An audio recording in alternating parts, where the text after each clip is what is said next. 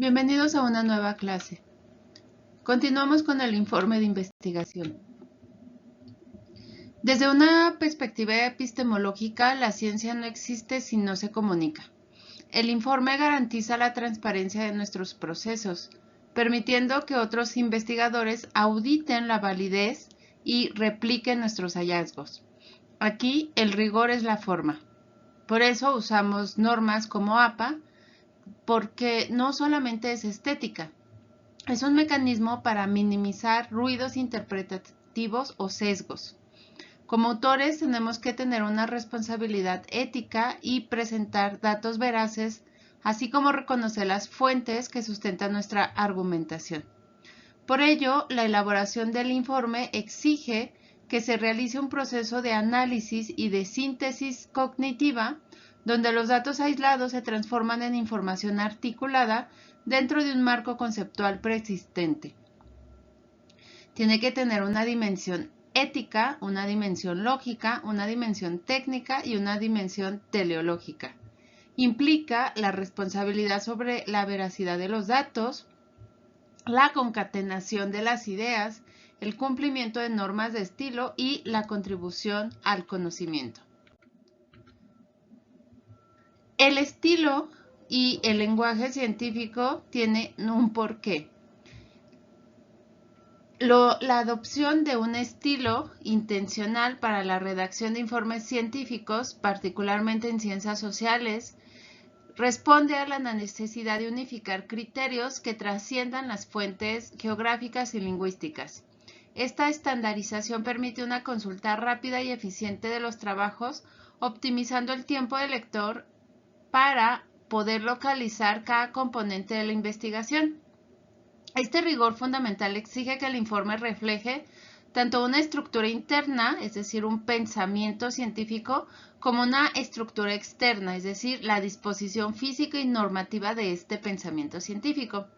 La precisión lingüística, por su parte, implica el uso de términos evitando metáforas o calificaciones innecesarias que pueden distorsionar la interpretación de los datos. Además, el que sea impersonal, que tenga un discurso técnico, que tenga objetividad centrado en la atención del fenómeno estudiado y no en la subjetividad del investigador. La observancia de estas normas es lo que permite que un informe técnico se convierta en una herramienta de gestión y de toma de decisiones dentro de los campos académicos y organizacionales.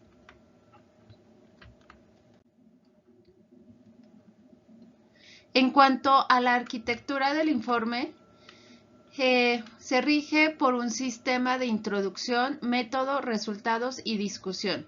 Esta estructura es un engranaje que genera una introducción que plantea el problema, un método que explica el procedimiento, unos resultados que exponen la evidencia fáctica y la discusión que otorga el significado teórico a estos hallazgos. Esto implica una cohesión absoluta y es que si una pieza falla, la validez interna de todo el estudio se debilita.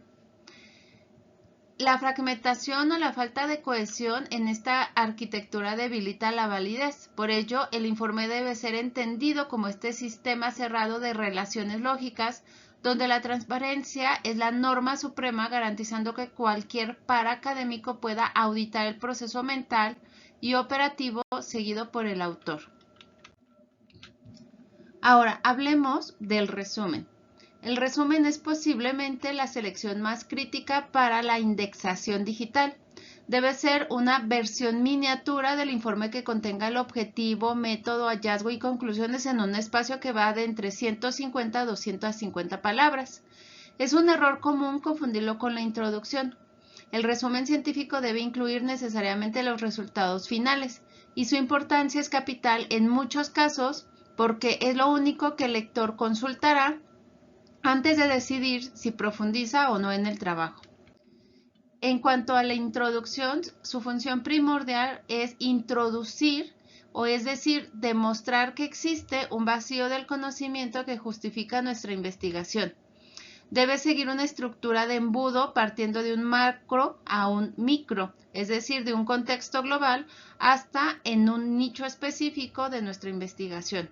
Aquí se establecen los objetivos, la hipótesis de trabajo sobre una plataforma teórica sólida, y es que si fallamos en establecer la importancia del estudio en esta sección, el informe pierde su anclaje intelectual. Ahora, respecto del método, ya que es el núcleo operativo, este debe ser detallado para que cualquier paraacadémico pueda repetir el estudio exactamente como nosotros lo hicimos.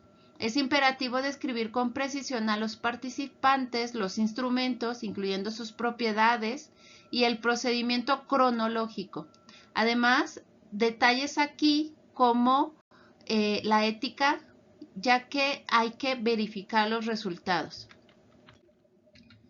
Respecto al reporte de resultados, en esta sección los datos hablan por sí mismos. Debemos presentar hallazgos objetivos sin introducir interpretaciones subjetivas.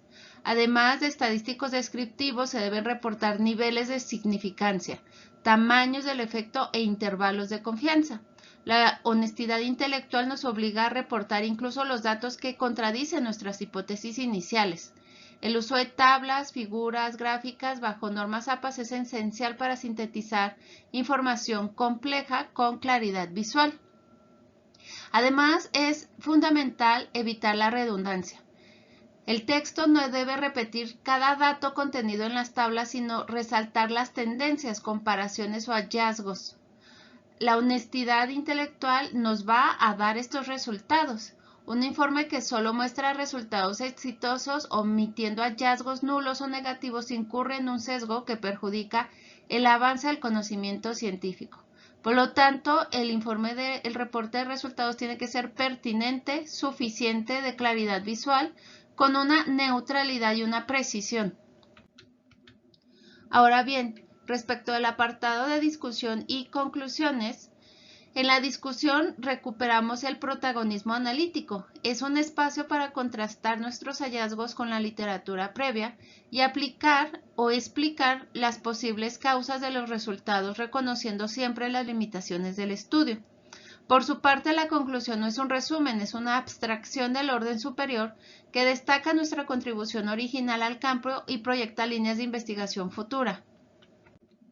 Finalmente, la ética en la citación. La lista de referencias es el sello de nuestra honestidad académica. Su función es doble: otorgar crédito a autores procedentes y ofrecer al lector la ruta hacia fuentes originales. Cada entrada en la lista debe corresponder exactamente con una cita en el texto.